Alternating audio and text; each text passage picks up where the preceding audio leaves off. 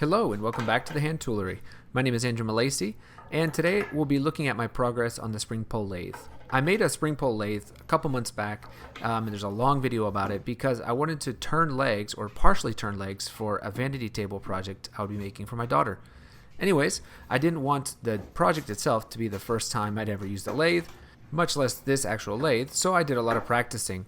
And my very first attempt, which you're seeing right now, was terrible, obviously. And that's because I'd wound the string or the cord backwards. And so that wasn't helpful at all.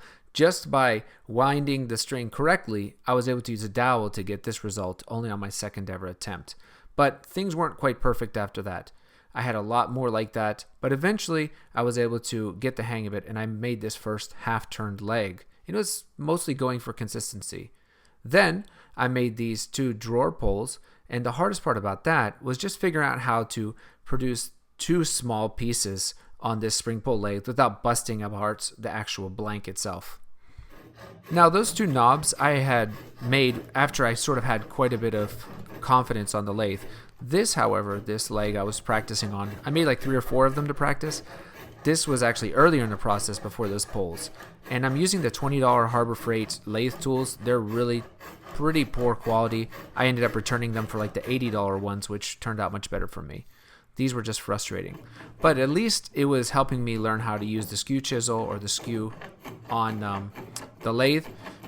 But the overall experience with these cheap tools was pretty bad. So I'm glad I upgraded.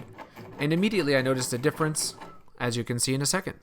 Alright, I turned this with just a regular old bench chisel the other day.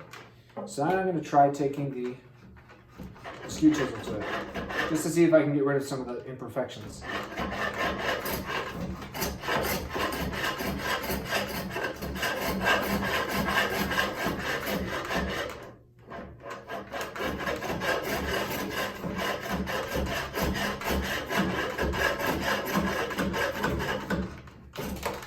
Whoa, that was close.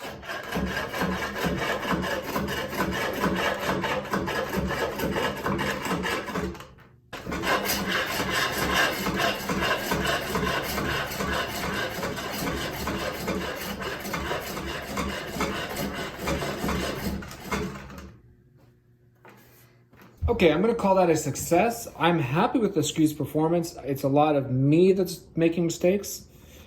I kept catching, but I was able to turn it out.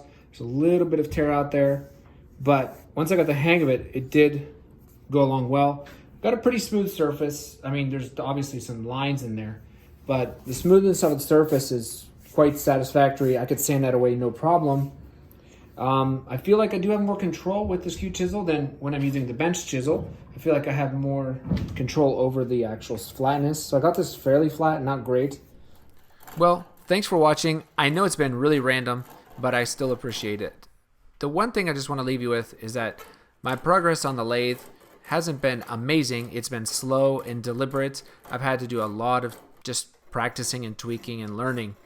But the thing that really helped me the most, besides just practicing and, getting my hands on some actual tools, was changing the lathe setup. I was using a branch secured to the rafters. That was okay. What I ended up using in the end was a bicycle tube secured from the rafters, and that has made all the difference.